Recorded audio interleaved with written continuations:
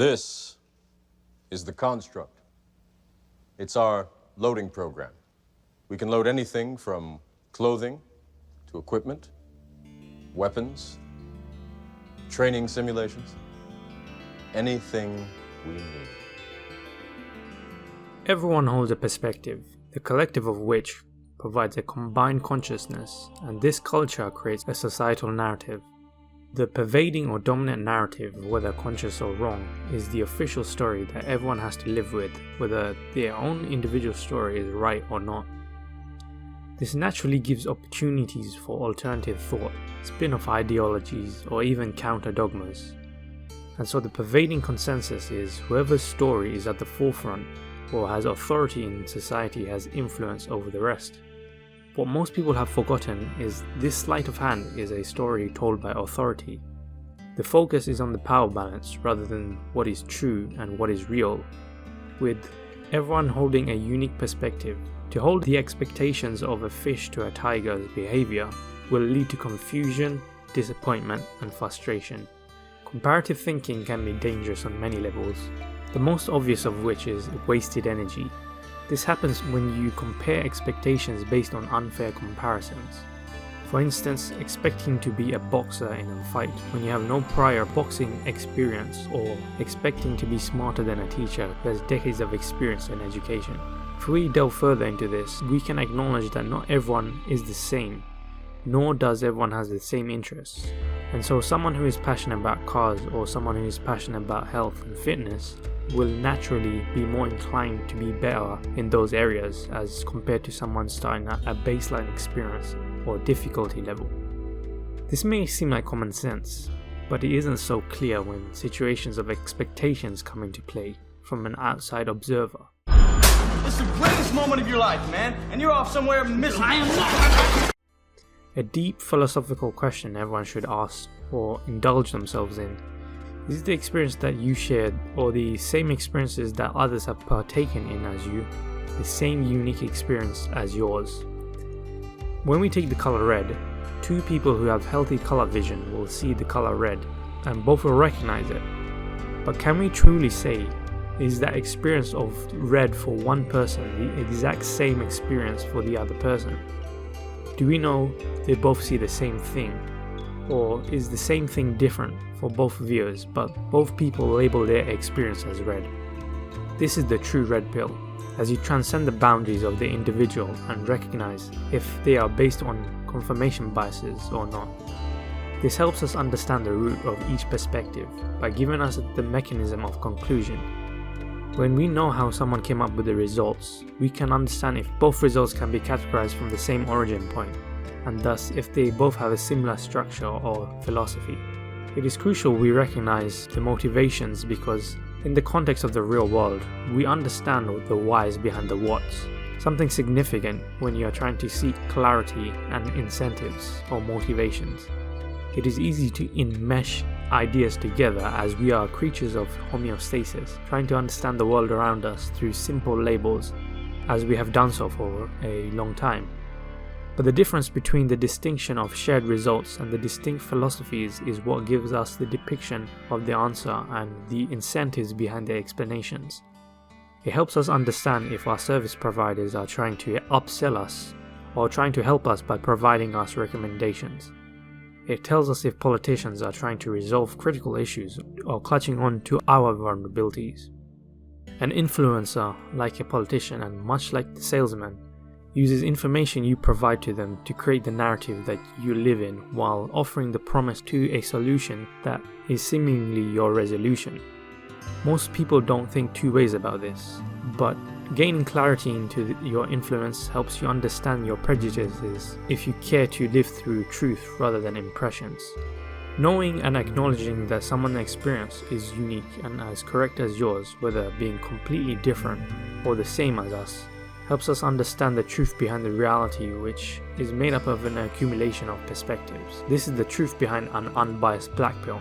We all understand and recognize this, even go as far as to respect it. And yet the pervading mainstream value is that of the thought bubbles of influencers and celebrities, who they themselves are under the pressures of external influences. Like the mainstream news broadcasting negativity, preemptive behavior is influenced to create sales and behavior of customer retention. Most public figures follow the currents of propaganda to direct the thought of the mainstream narrative. This is a hyperreality with super stimuli, which naturally creates the fear of missing out.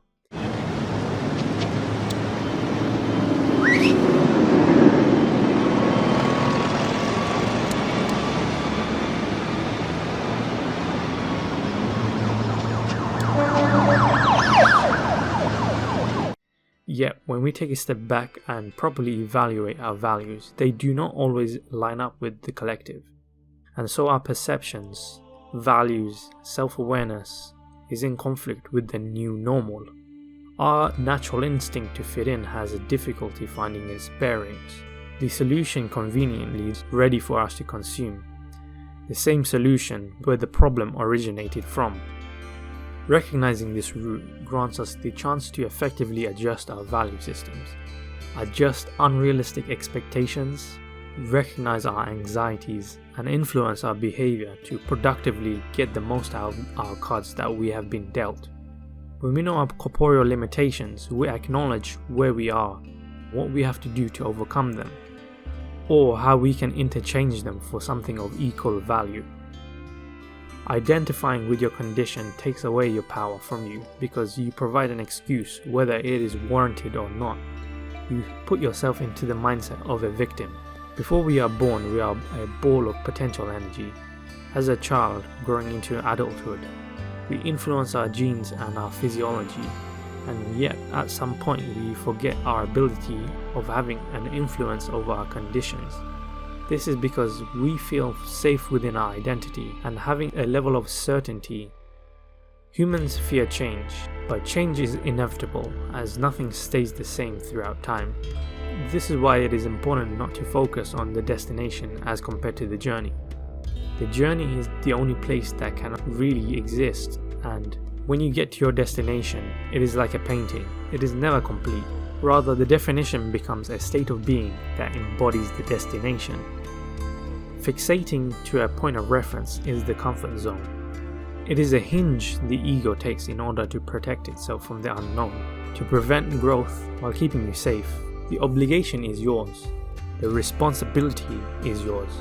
Each step you take consistently moves you towards growth, or moves you towards safety. Like success in any field, growth comes through catabolic and anabolic stages. You are broken down to be built back up. To make a determination while you are not strong or robust enough is not the whole truth, and you give the chance for the wall of excuses to come up, as humans are entities of efficiency. You create a world that assumes your excuses, preventing yourself from ever realizing the whole truth, whether you achieve your goals or not. This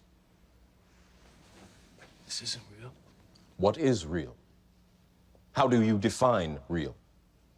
If you're talking about what you can feel, what you can smell, what you can taste and see, then real is simply electrical signals interpreted by your brain. The secret here is that most people think alike. Most people give in and give up to their mental stories. Most people identify with their condition, so thinking positively and working with adversity puts you at an advantage over most. A master morality is an empowerment from the strong doing what they will, and a slave morality is a victimhood that the weak suffer from what they must, an ignorant perspective at the larger scale. Farewell.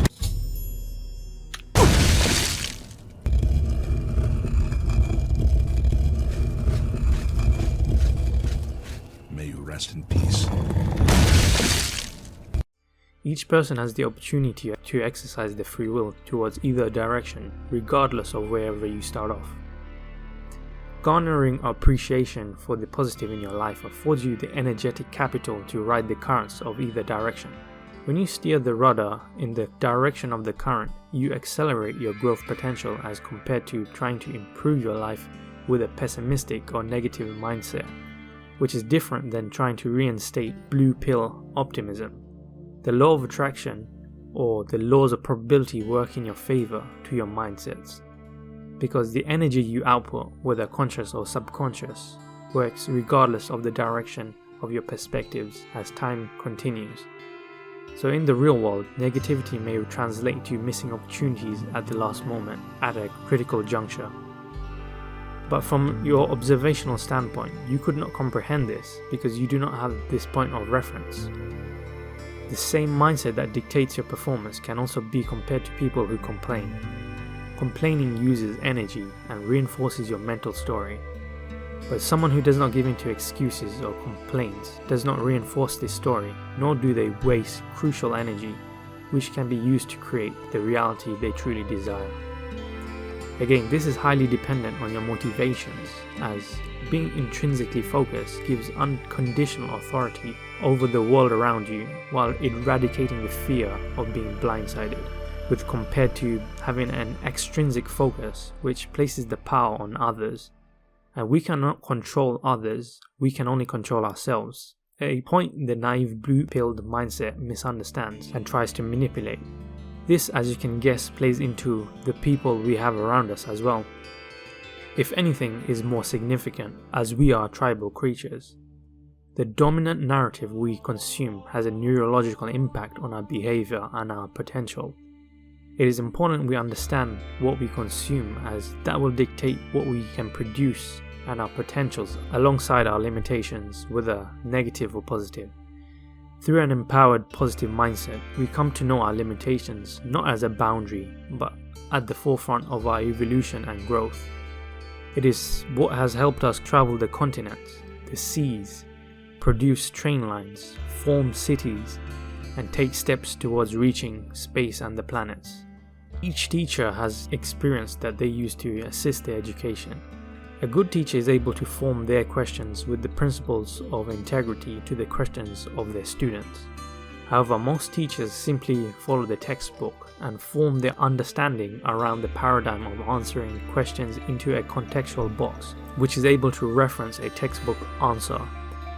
This does the job of answering the question with training wheels, but in an evolving, dynamic, unorthodox environment, finding the right answer is not so clear.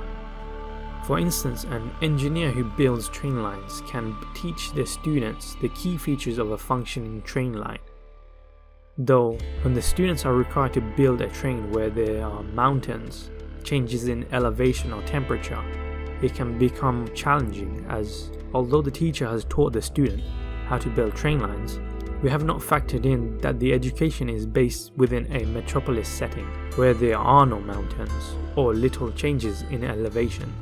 And so we have no point of reference in a diverse environment, as can be the case with any field. This is why your education should focus less on dogma, rather focus on the practical principles of the lessons. The principle of the lesson is able to formulate the equations and define the parameters of success, which in the case of our example is a functioning train line. A person who considers the lessons uses the knowledge available to them in creative and innovative ways to evolve within the dynamic environment. The trainline engineer may use their knowledge of pivots, cornering, and brake speeds to uncover the boundaries, the pressures the train can apply on the track. What materials can withstand the pressures of elevation or hot and cold temperatures. Then, using their new outlook, can test that out on a smaller scale. Such an alternative to following convention breaks the limitations that conventional teaching methods our trainline engineer may have had, who'd most likely take a more trial and error method, which can be financially and socially expensive. Of course, this is all in the context of a simplistic example, but this type of awareness being applied to your conventional education helps you find blind spots, adopt their devil's advocate, and find opportunities to innovate, as well as translate creative problem solving, which can flow into other fields of study. The greatest teachers are at the forefront of the boundaries within their field. They are constantly seeking to evolve their awareness and commune with like-minded, passionate people, pushing what is available, possible, and probable. The truth is only as objective as the observer's values. Sitting on your laurels may give you a consistent sense of reality, but that does not mean that someone else's observations and someone else's truth is limited by your objectivity. To think so is intellectual arrogance, which blinds you from growth, which prevents you from understanding your limitations. which takes out accountability from your actions and ultimately disempowers you. We are all teachers and students, so what are you teaching yourself day to day, and what are you learning from the world around you? Because you need to ask yourself, is your education hindering or supporting your growth?